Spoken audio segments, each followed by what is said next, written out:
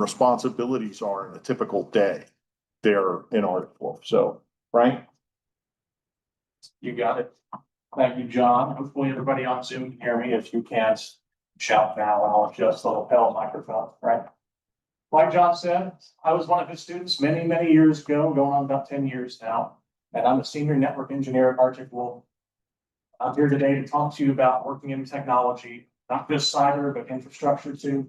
Anywhere you can think you're going to end up, I'll likely cover here. I don't have any slide deck or presentation for you today. You'll be getting those to death once you work in the field, but for now, just going to be me talking at you here in the room on the camera up here. For some background to start, just to let you know kind of where I came from and what my journey has been and what you may or may not experience. I'm from here in San Antonio. I grew up, went to Roosevelt High School, graduated, went to Hallmark University, ended up with a bachelor's degree in information systems, and started to work while I was in college. I will tell you, this field is gruesome. It is grueling. It is not as easy as people make it out to be, particularly not in 2020. Starting off, internships are where most people are going to start in this field. They'll be doing IT help desk, something like SOC internship if you're on the security side.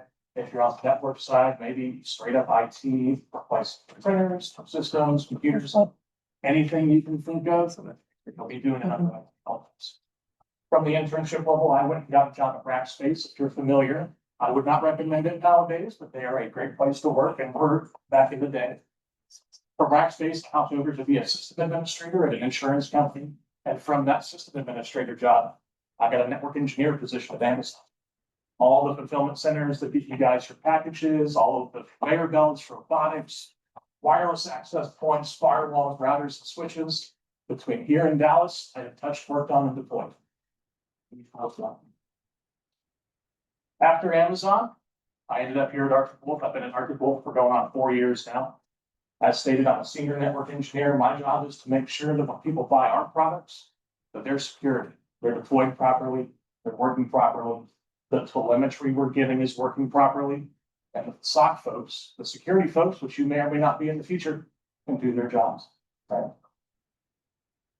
Beyond that, the road was not easy to get here.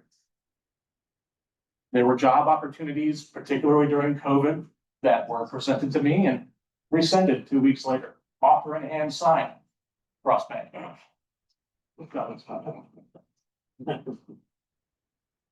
You will have a very difficult time finding an entry-level role, particularly now. And I want to make you aware of this because 10 years ago, even 5 or 6 years ago, when COVID was first happening, this was not the case. Employers were looking for IT specialists. They were looking for people to work from home and set up their cloud network infrastructure because everybody was moving remote. Nowadays, that script is flipped. It is an employer's market, not an employee's market. So what you're going to be doing is finding about 500 other candidates for each spot that opens up. My best advice to you is to keep applying and focus on your soft skills. As somebody who used to hire for Amazon, we used to hire engineers who would sit on panel interviews with other engineers, ask questions. Do not be the person who comes in there and wants to sit in a basement, eat pizza, and do nothing all day. Don't be the person that comes in there and tells me there are 12 layers of the OSI model, right? Brush up on your technical, because it did happen, and it will happen. And don't be the person who's not a human. If you come in and it looks like, it sounds like you're reading off a script, or nowadays, if it looks like or sounds like you're having AI write your interview answers for you, that's auto DQ. Just be aware, be real, be a human. In a world filled with AI slop, that's going to put you out, make you stand out above the rest. Beyond getting a job, something else you'll have to contend with is working with people that you don't like. For those of you who have worked in other fields, I've been around the block a few times. What I'm saying is not groundbreaking to you, but working with people who you may not get along with is about 90% of my day job here in technology nowadays. Whether that be talking to CIOs, CISOs who have no clue what the operational technology side looks like or feels like, all the way down to IT technicians who haven't kept up with the game. For instance, I had just last week somebody who works for a very large company in the US, I can't divulge, they are an article customer. We're talking about multi-factor authentication. Anybody not know what MFA is? Zoom, good, cool. He asked me, hey Frank, I need to set up MFA for your portal. Can I do that on my landline? Tell me why you think that would work. Now, I guess to this point, voice-based MFA is a thing. It's getting a little rare nowadays, but you could do something like a phone call for multi-factor authentication. However, in this particular instance, we were talking about timed one-time passcodes, those 6-digit codes that regenerate down your authenticator apps, right? Set that up on a landline. Anybody have any ideas how you do that? None? Not one? Good, me neither. Right? Right. Learn to be you. If you're pretty tied up, if you're introverted, if you're just like, man, I want to make it so bad in this job that I'm stressing out 24/7 all day, every day, take a breath. It's not going to be like that. And people can tell. Right? Not that that's not going to get you a job, but people can tell. Working with people you don't like is a big thing. Getting the interview is the other big thing. That's the hardest part of this entire gig, is getting a good interview and working somewhere that you feel like you're not only contributing to the overall goal, but where you're getting paid fairly, where benefits are good, where your time off is good. Because I'm telling you, nobody gets into this field because they want to work 60+ hour weeks, doing absolute grunt work, right? There will be roles like that. They're not everywhere. Entry level, be ready. You will be doing grunt work, swapping PCs, swapping routers, switches, configuring switches, configuring routers, things like that. Know how to do it. Any questions so far? Cool. Fire away. So like, let's say I get a job, like, how much you have to add on your resume from your experience, like, that's like, how much class you take, like, did you like certificate for degree? Like certifications and things like that? Yeah. Not necessarily. I'll tell you, I went a lot of my career without ever having a single certification. When I first got hired, I didn't have any, right? I was just going to school for this bachelor's degree.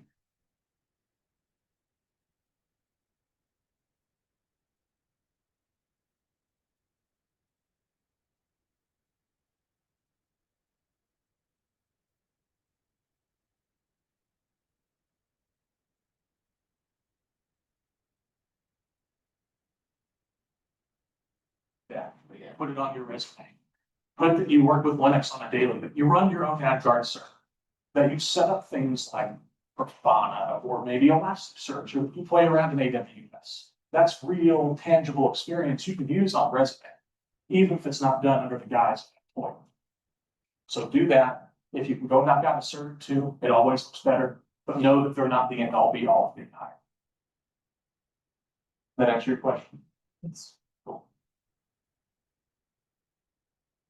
After you get hired, which I know a lot of people are probably, well, what do I do to get hired, right? After you get hired, a lot of your career is going to be based on your continuous performance. We know this. If you've worked in other career paths before, it's going to be pretty safe. Getting into a job and getting an interview is hard. My best advice for you, and this is unsolicited advice, so take it with your own situation, take it with a big grain of salt for me. Go out, network. I'm not talking like 568A or Layer 1. Go out and network, meet people, talk to people.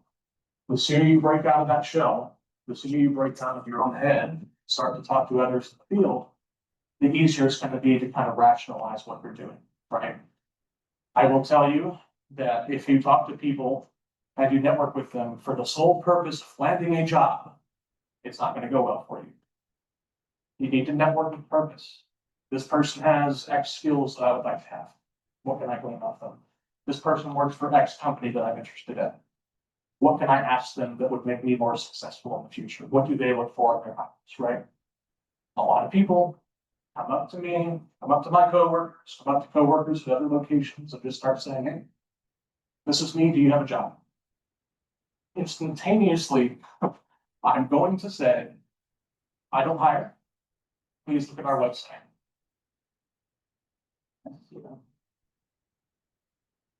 So network with purpose is my biggest tip for you for getting a job, right? Go out and apply on LinkedIn, Indeed, put your resume out there. But talk to people sincerely. Don't talk to people just because you're getting into the career. Talk to them because you are interested in what they do, what knowledge they can teach you, and where they may be able to help you in the future. Because I'll tell you, these networking connections, these people you meet, people you talk to as a friend, are gonna be your lifeline. Your jobs get forward, and it will happen. During your career, you will end up in a layoff situation. You will end up in a place where things may or may not be stable for you. And having that safety net of a good network, good group of people to reach out to, ask questions. What does the market look like? Do you know of any openings? What skills do I need to have to move into this position? Having those people there for you not only will reduce your anxiety, but will lead to more opportunistic jobs rather than ones that are boring. We put the posting out. It's sitting there for 6 months. Nobody's gotten hired off it. Neither are we. We're gonna head to them. What skills did you need for your job? What skills do I need for my job? I'll take that and give you the skills I've needed for each job I've had in my career so far. I'll keep it brief because I could go a long time. When you're first starting out, first come out, maybe you're in a degree final. Get the basics down, please. I'd get on my knees and beg you if that wasn't done. Get the basics down. No computer hardware. That's the baseline for everything you deal with. Things like CPU, cycles, or RAM. If you can get down into doing low-level programming, knowing a little bit of a Linux kernel, knowing a little bit of the Windows kernel, just very, very baseline how it works, will help you tremendously. I'll tell you, well, everybody remember what happened in July of last year with a certain company called CrowdStrike? Anybody familiar with that event? Does anybody know why that happened? Why so many systems were thrown into a boot loop?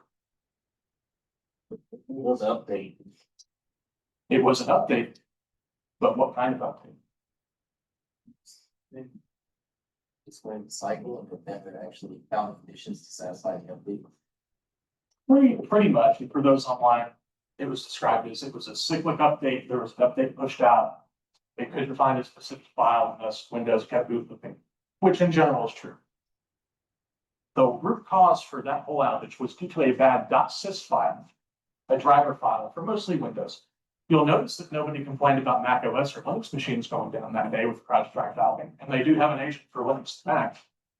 Only Windows, and it was because a bad driver file got pushed.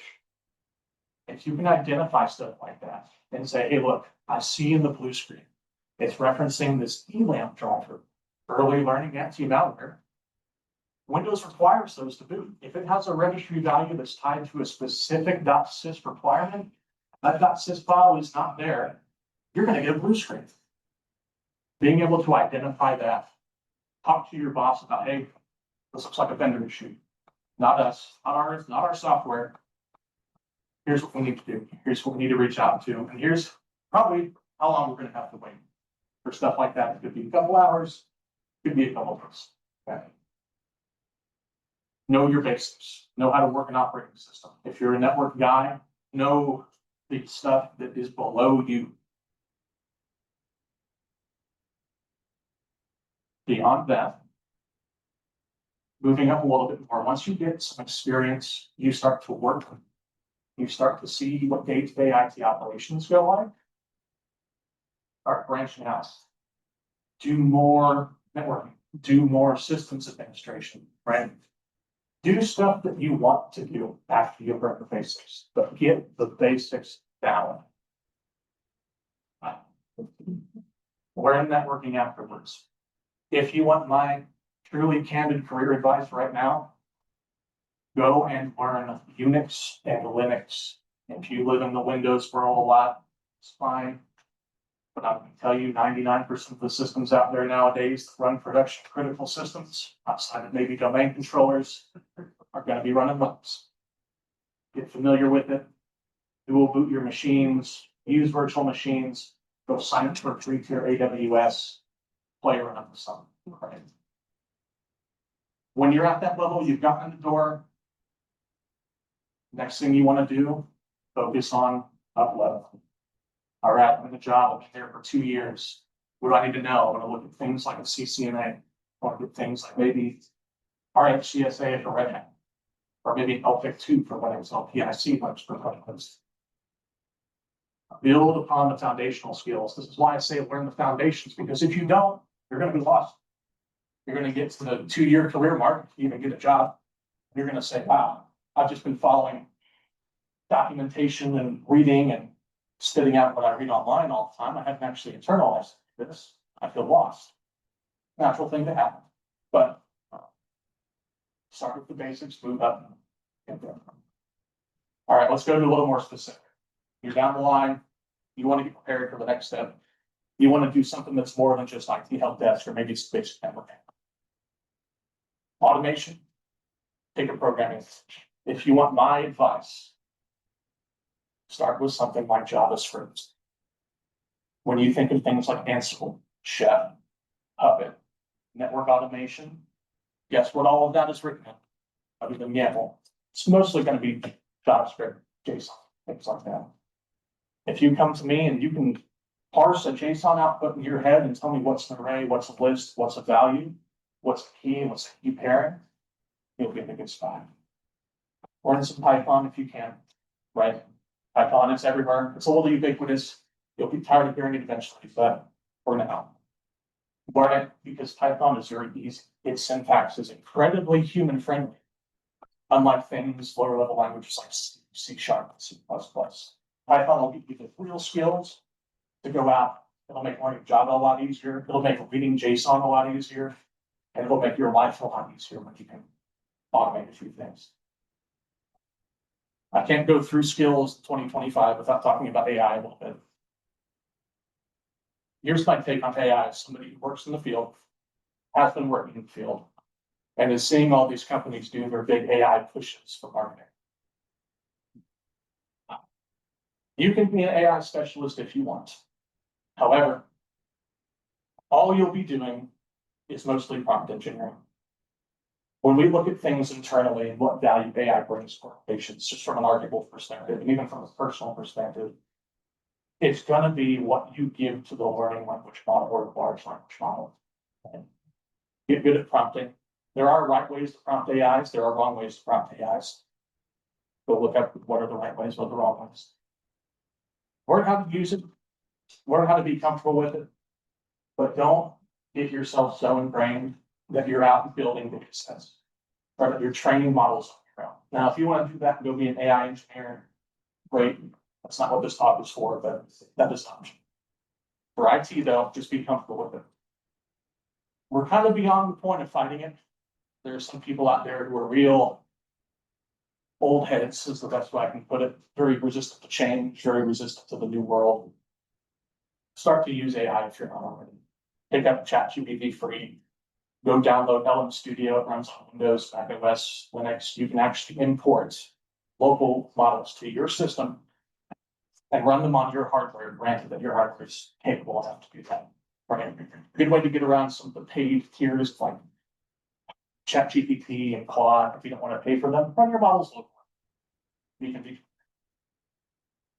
Any questions? How has AI affected your job? How has AI affected my job? It hasn't a lot, surprisingly. Mostly because I deal with the human side of things. I'm dealing with let's review network diagrams, let's look at what you're doing, let's talk out this implementation. Not so much, hey, I have a data set I need to go sort through, or I have this issue to go solve. I'm going to put it in AI. Now, you can do that. It does make basic troubleshooting a lot easier, and especially for things that you don't know about. I will caution you on this greatly because please do not use AI as your sole learning tool. The whole vibe coding thing that people have been doing for the past 2 years, that's how you build technical debt. And everybody know what technical debt is? Anybody not? You want an explanation? Only because you asked. For those who are not privy to what technical debt Technical debt is when you are building solutions for your company, your product, your whatever. And you're doing it in a way that prioritizes releasing it, prioritizes features, prioritizes getting things out the door. Not building things in a robust and proper manner. So when you hear people reference technical debt, that means that we've spent so much time building this particular product in a very shoddy way. And now we have to go back to continue fixing it to keep our operations running. That can eat up a lot of development cycles. For you on the IT side, think of it like this. We've wrote a network monitoring tool. The guy who wrote it retired 20 years ago. It just works. Nobody knows how to fix the breaks. That's technical debt. Right? Kind of like COBOL. Yeah, exactly. Kind of like COBOL, if anybody's familiar.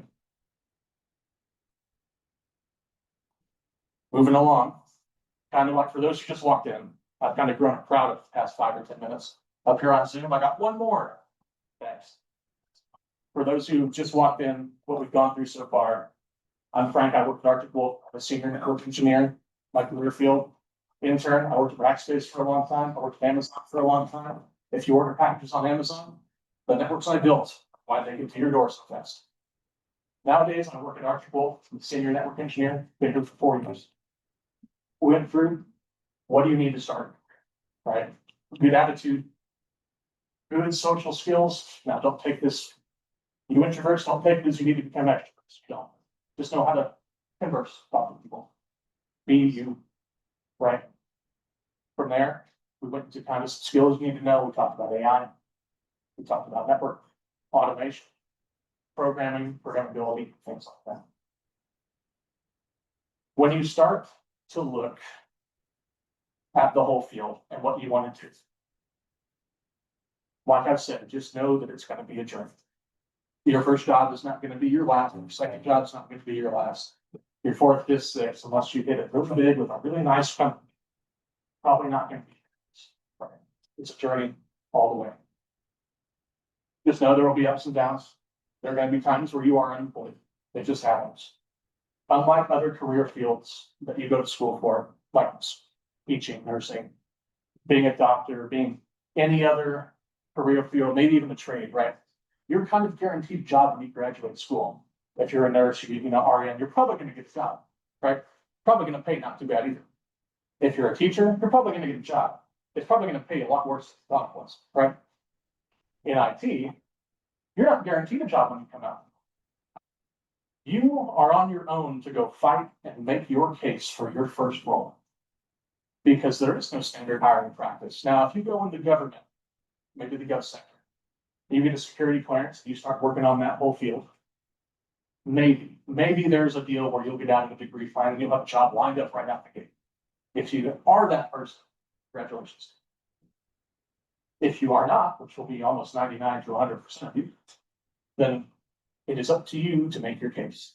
This is why I say social skills are so important in this field. Everything you do in tech, whether it be in the SOC, as a SOC manager, as a consultant, as a security engineer, as a network engineer, or as the guy replacing keyboards, you're going to be talking all day, every day, pretty much for your whole career, unless you get one of those jobs where you are stuck in a basement and you're programming. We save those for the software developer stuff, right? Talk to people. A lot of my job nowadays is talking to CIOs and talking to CISOs about what are we implementing? How are we? What is Arctic Wolf going to do for my company? What value am I getting out of this multi-$100,000 contracted year, right? You have to be able to explain that to people and not only explain it to them in a way they understand, but if they get pissed off at you, you got to calm them down. And people get pissed off, right? Quite frequently, just from experience. So build some skin, have some skills, have some social skills, and you'll be good. Any questions at this juncture? Fire away. So like when you're talking to me, have to do on Zoom call or in person, or y'all to the same way, like talk to on Zoom. I don't know. For those remote, the question was, when you're doing meetings, are you on Zoom meetings? Are you in person? Are you remote? what it would be. If, depend on your company, right? I will say most of your meetings nowadays are gonna be Zoom based or WebEx based or Teams based, which I quite hate. Or maybe some other video conferencing software. Particularly post-COVID, if you were to ask me in 2019 or 18, when I was working in the field, I'd say mostly in person. Nowadays, mostly gonna be online, mostly gonna be on Zoom. If you are sitting in a boardroom with CIOs or CISOs, you probably work for that specific company and are with them on something, right? So lots of virtual. Be good on camera, you know, this is on the top, party on the bottom, totally works. I'm gonna tell you from experience, it totally works, right? But mostly gonna be running nowadays. Any other questions? And I have like a question, so let's say if I finally find a job, like, wanna work on time. You have a meeting with the manager, with your supervisor, so you have to like show them your resume and you only get some time, that they ask for it, like experience, skills. They're probably gonna review your resume first, and for those remote, it's a question around hiring, when you sit down for a job you want.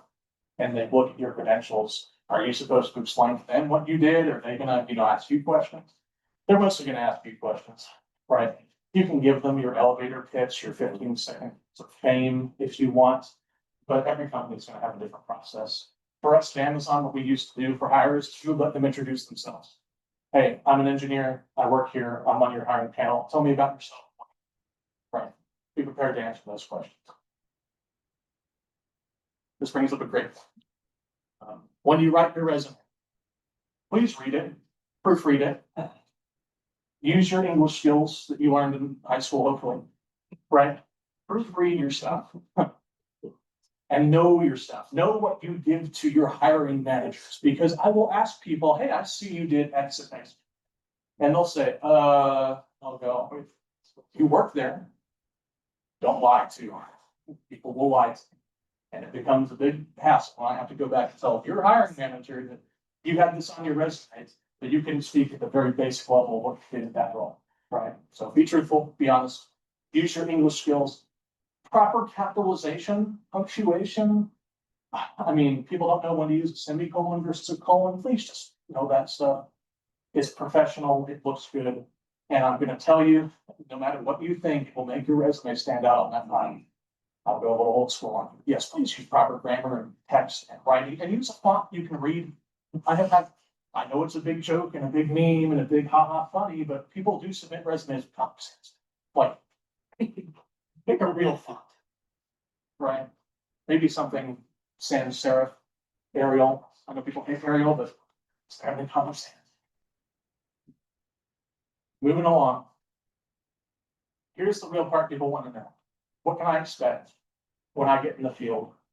Not only from a day-to-day operational perspective, but also what can I expect to get paid? You will not find people who come up here and talk to you about what they have made salary in the past. I'm going to do that to let you know kind of what to expect, right? Your first jobs. Let's do a little thought experiment. Just as what does everybody think they're going to get paid for doing IT help desk? First order. Just shout it out. I don't care. 55, 60, 100.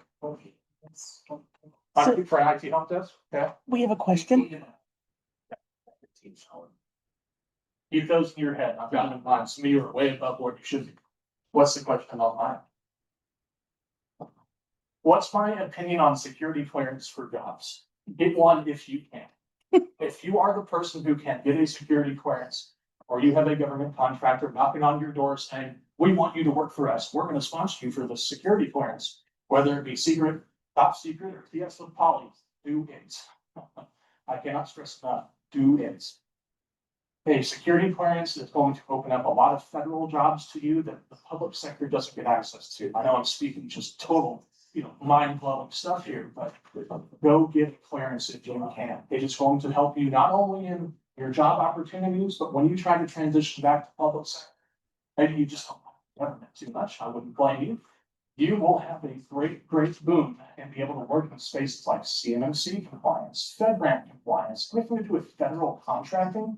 You're going to be a shoe-in for it. If you can get a clearance, do it. Anything else that I missed? No. All right. I had 100K guests back here. That's- That's wild, man. Wild. I'm gonna tell you from experience and from hiring and from knowing people who work in the field and for just candidly asking people, hey, what do you get paid? You'd be surprised what people will do when you work technology. Expect around 40 to 50. First job out the gate. Which is how much an hour? Which 20, 21 bucks an hour, if you're looking at it from that rate. This is what someone with no experience, you're coming right out of college, you don't work in this field, you have not so much as touched an Active Directory account before. 20, 21 bucks an hour. Get yourself a couple of years of experience, home lab, do your own projects, build your own stuff. This goes back to what I was talking about earlier. Experience does not have to come from employment. Experience can come from sitting right here and attending this. It can come from doing your own home infrastructure. Anything that you do that's related to technology, put it on your resume, especially when you're first starting out. So, I'll tell you a great way that I got experience on my resume, volunteer work. People love people who can get stuff done, and the people love people they don't have to pay to get stuff done. A lot of churches around here, if you're so inclined to do that kind of work, will need help with IT. A lot of nonprofits need help with IT, your 501c3s, right? Those of you who are doing the SOC work here, put that on your resume, right? Just because you're not getting a W-2 tax form in your mail each year does not mean it's not. Get a year or two under, when you're starting to look at like administration jobs, maybe you're like, all right, I'm done with IT help desk, I want to be a sysadmin. I want to be a network guy, I want to be a security guy or girl, whatever.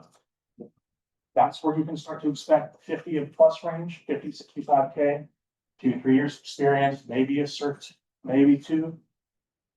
If you're very lucky and you blow the socks off of your hiring manager, these are all flexible values to go up from there. Right?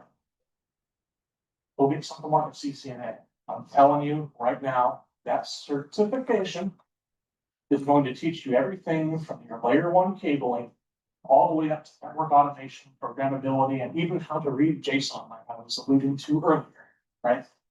Go do your CCNA, go do anything that is network related, because 90% of what you touch in the IT world, if it's broken, it's gonna be network first. Then beyond network, you're probably looking at something like interconnectivity or layer 2 type stuff, maybe a switch die, hardware layer, maybe cabling exists. They took that fiber cable, 90 degrees, broke the tubes. Okay? And then beyond that, software development, which if you want to do software dev, be my guest. I'm not into it. Talk to someone. Any questions, Ron? Fire away. So, would anybody will take the link first or the concierge network first? It depends on how proficient you are learning. Here's my thought on the Network Plus.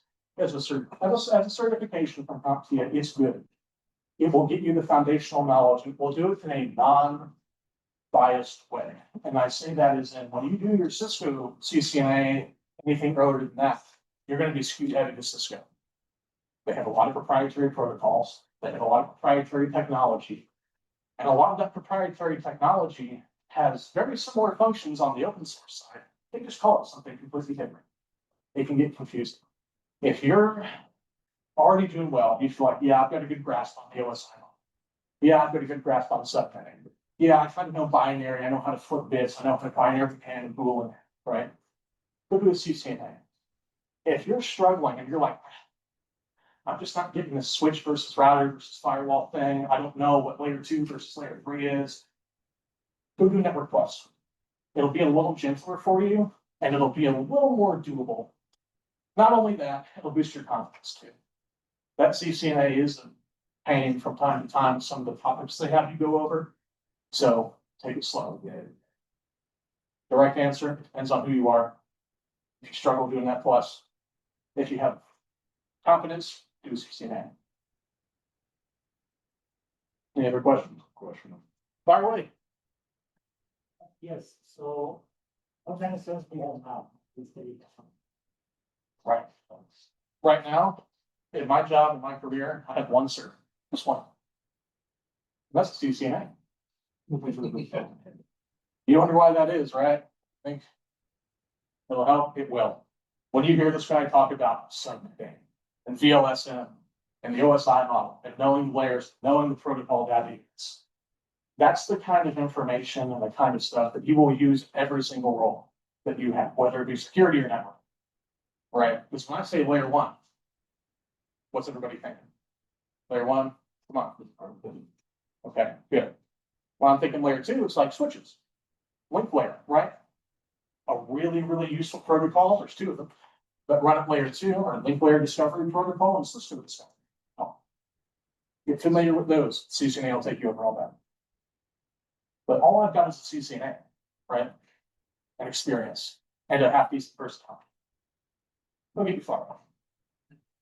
And a degree too, my bachelor's degree in information systems, but you're all here to go for that. So I think that is a given to some degree. One of the questions with the chat. But, how you did that? Okay. Yeah. So you went all the way to CCNA, you talked about Network Plus, but should beginning students still worry about A plus at all? Should beginner students worry about the A plus? My thoughts on this would be if you are brand new to the computing world and you're coming from a totally different career field and you already have a backlog of knowledge from something else, yeah, an A plus is going to be useful. Because it's going to teach you about what is random access memory, what is read-only memory, what is the CPU. I still have people interview with me that don't know what read-only memory is. Or, heaven forbid, I bring up something like non-volatile random access memory, or NVRAM, right? That A plus is going to teach you the things that you may not be coming into this with. So if you're a tinkerer, you already build your PCs, you know how to put on thermal paste to do the right amount, all that stuff. Probably don't need to do it. However, in any case, it's not a bad idea. You can always refresh the basics. If it's something that you want to do, go do it. On a resume, I don't think it's going to make a huge difference unless you're right out of school. Any other questions?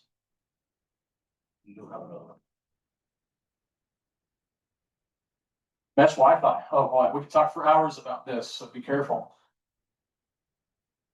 I won't be product pitching too much here, but for those of you who are doing home network setups, maybe looking for a mesh Wi-Fi system where you want to have a couple access points that you don't have to wire up yourself.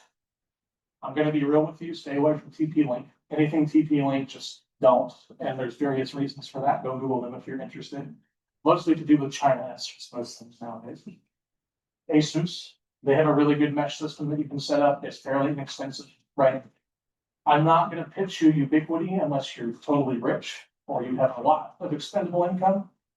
You can. Ubiquity is very nice, but I save that for more in your later use. This requires configuration. You want to know prior to setting up. ASUS is a good one. Genuinely walk over to Best Buy, look at what they have on the shelf, and start with consumer grade. If you know how to work consumer grade routers equipment, you're going to be just fine on the enterprise side. The UIs are written way worse on the consumer side. So you'll get stressed out more. And then when you get your real job, you go like, wow, this command just takes without me having to reboot the whole thing. Nice. Right? ASUS, anything not TP-Link right now, do some research online too, because I honestly don't go around looking for reviews for equipment all the time. I just kind of buy what's cheapest and what looks good based on the brands I know. So do your own research, know how to do research. ASUS or not TP is my answer. Okay, we did that. Don't use your ISP equipment. Don't do that. If you're really into this, swap it out. Some provider for learners. It just depends. And for work, for your city.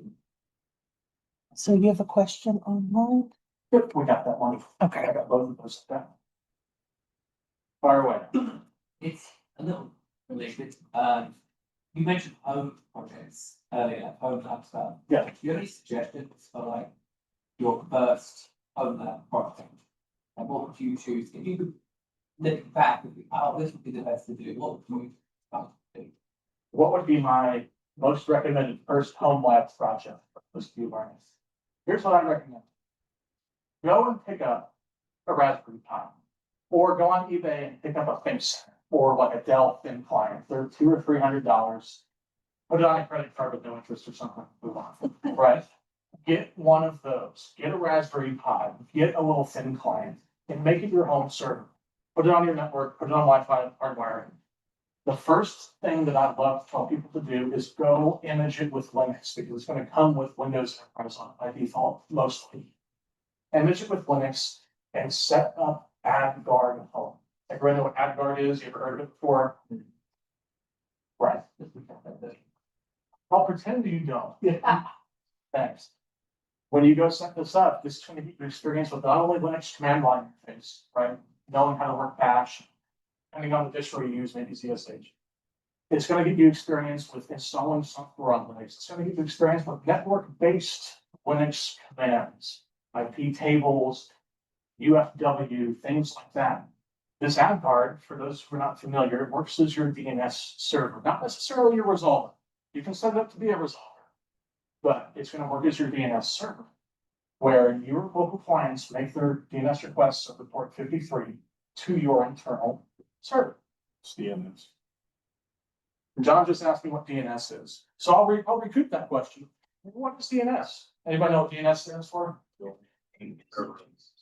Server or system is acceptable. By default, it's system. Think back to when this stuff was created in the 70s, at Bell Labs, right?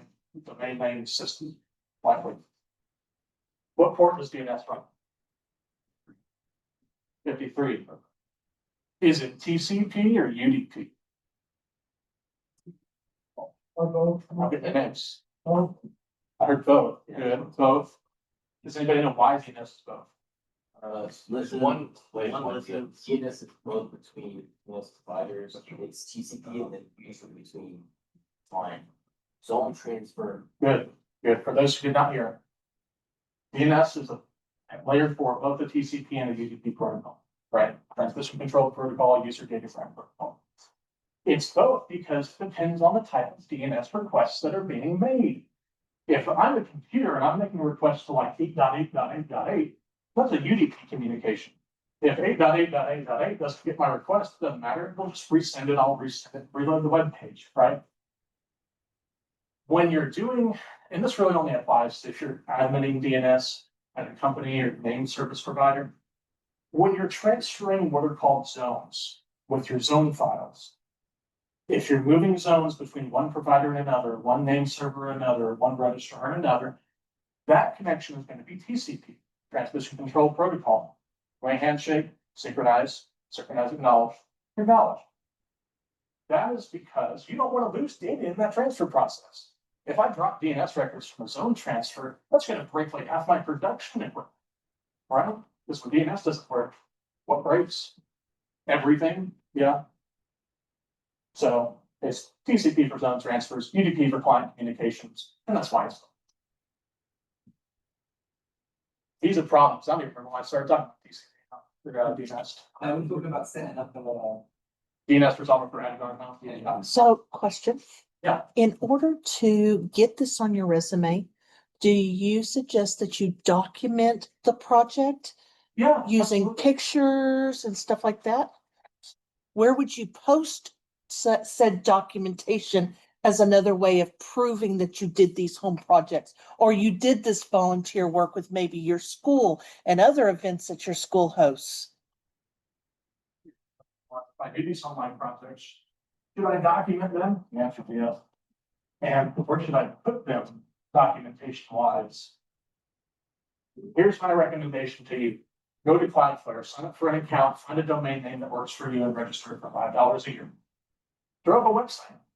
Make sure you get an SSL certificate and you run HTTPS. Cloudflare will help you with that. You can go to Namecheap or something like that too if you really want to. But go buy a domain name and put up a website.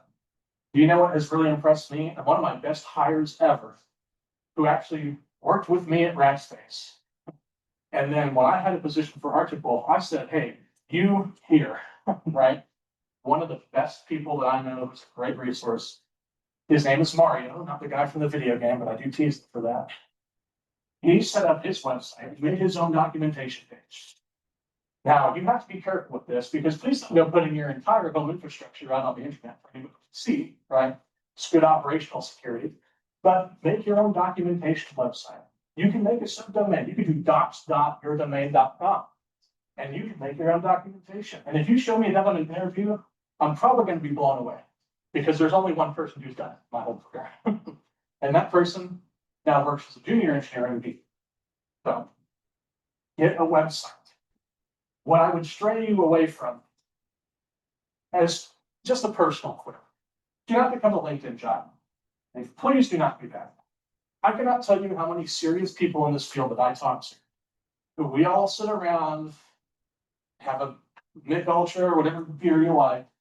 And we start complaining about this guy will not shut up on LinkedIn. This guy posts AI stuff on LinkedIn. This guy, he has to broadcast his life to LinkedIn. That's not a good look, especially not in the security field, right? Sure, post about your projects, post about cool stuff. Don't go posting about how sad you are that somebody got laid off, or how you hate AI, or how you're fighting the good fight, or whatever. It's just, it looks bad. It's got operational security. It makes you look desperate, which for people who want jobs, you probably have heard of it. There's nothing wrong with that, but reel it in now, please. Don't be a LinkedIn job. You make one, have it updated, watch your messages. But silence will speak more from you personally.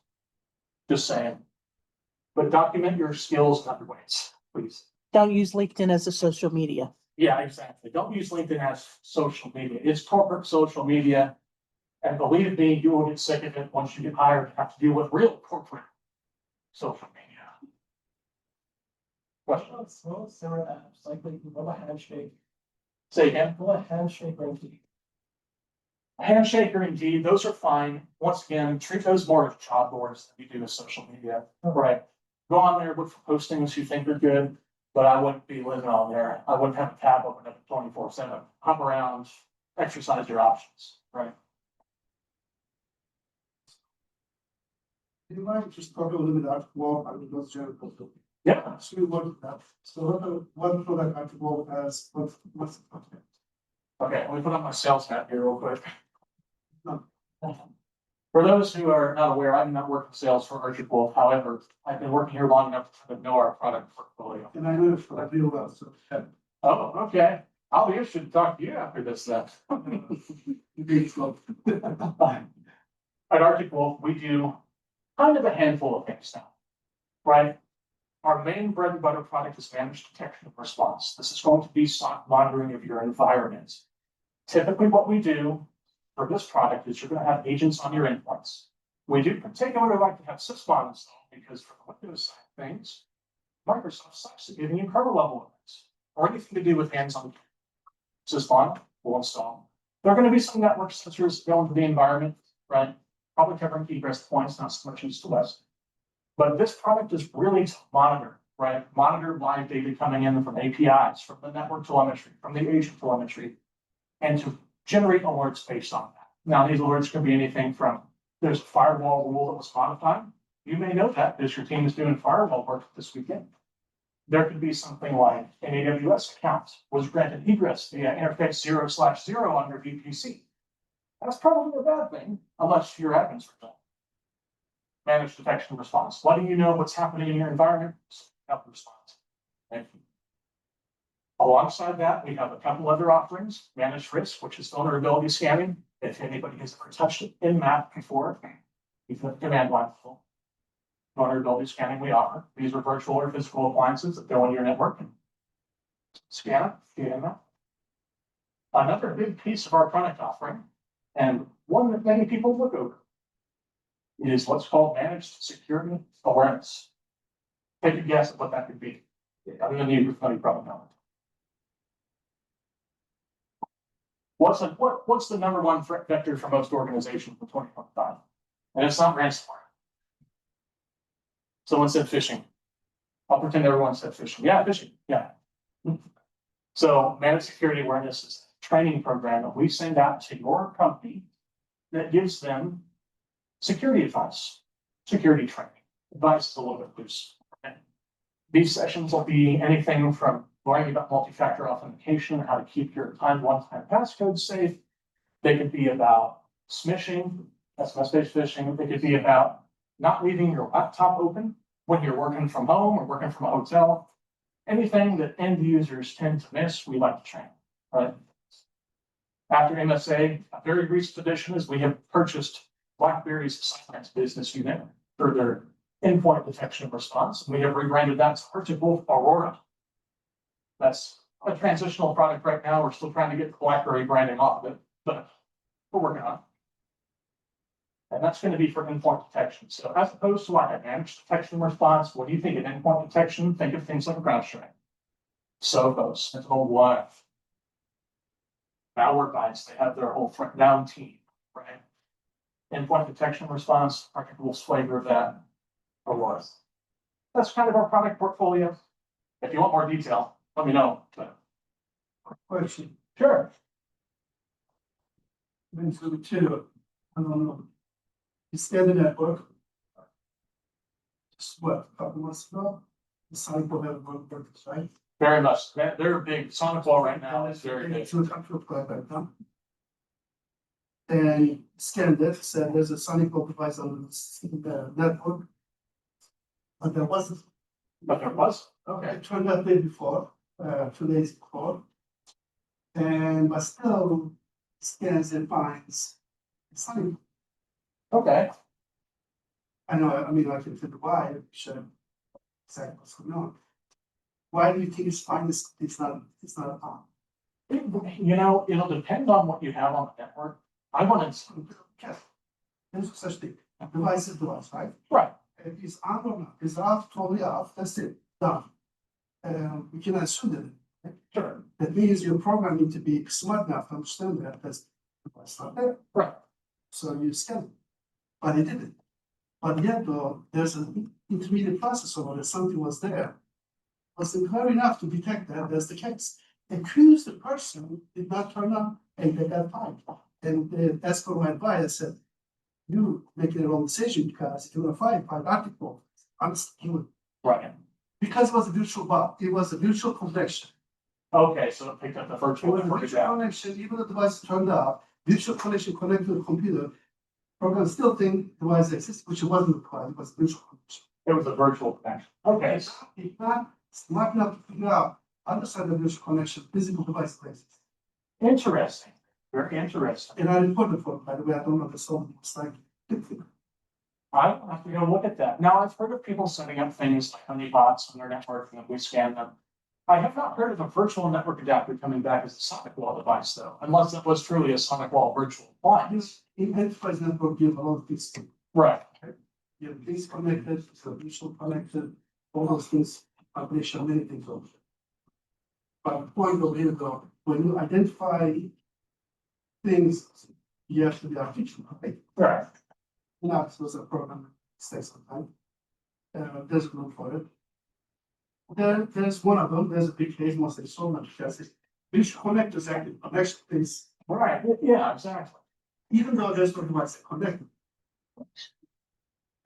All right, so next question, I will wait, well, that's one of the questions, Yeah. keep in mind. One more, I got this one. Here. We'll talk. Okay.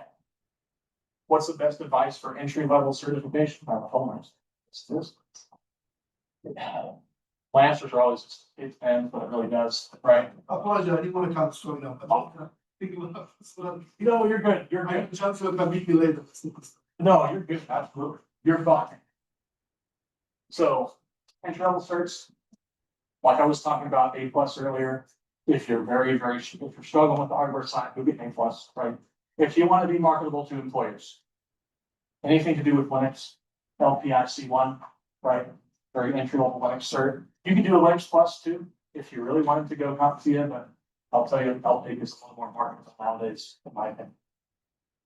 Beyond that, a Network Plus would do you well. If you feel confident enough, go to a CCNA, right? That'll at least give you the foundational network skills to be hireable in a SOC or a network environment. And for the security side, the other cert, the old Security Plus, especially if you're going government, if you're looking at doing that, that Security Plus is your entry level requirement for most federal jobs, right? So there's the advice on the entry level certs, Security Plus, something to do with Linux, LPIC1, Linux Plus, maybe if you feel confident, RHCSA, and maybe something Network Plus or CCNA. You could give me 5% of this category. Still plus, there's a plus, plus. Right. Yeah. Absolutely. Okay. Any other questions for me? Fire away, we're doing question round. Let's, So like, I'm one of us, let's say like, you wanna work, let's say this person wants to work online for cybersecurity. Like, they don't know what job they want to work for, kind of advice to put together. they want, you say like online for cybersecurity, Only job, like, like remote work.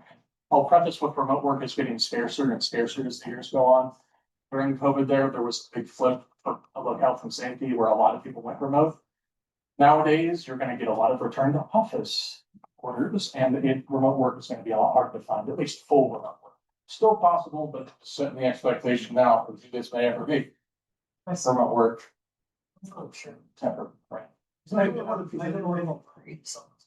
Okay, gotcha. In addition to that, now, remember this place, all the, what majority of our consumer applications are SaaS based. Right, Doesn't matter you're an office home, the message you want anyway. exactly. And that's the problem a lot of people run into is, you can do your job from anywhere. But these companies, they want you to be on site so they can get their tax kickback for the bill. That's why I think what becomes very handy now. Yes, exactly. Right, so as far as remote work goes, you can look around, apply on Indeed, like that, things like that. You'll have to look for jobs that specify remote, but even then, I would be prepared to have at least a hybrid schedule. Where you're doing like 2 days, 3 days in office, 2 days at home, something like that, right? There's no specific place to look for remote jobs. I know there's like a remote work website or something that people use. Do your own research. I'm not job hunting right now, so I couldn't really tell you, but typical places to find them, you'll find LinkedIn and the, anything like that. Cause I do have all of them, cause I didn't work like this, so I didn't try to work for high school, with my Microsoft, which is great. Okay. One last question. So, besides using, in this website, check CVE, what do you use to recommend to stay on top of the latest trends of, cyber attacks or latest malware design? What do I use or recommend to stay on top of the latest cyber attacks or events going on? My number one website, I love the people who write it, I love the people who maintain it, wavingcomputer.com.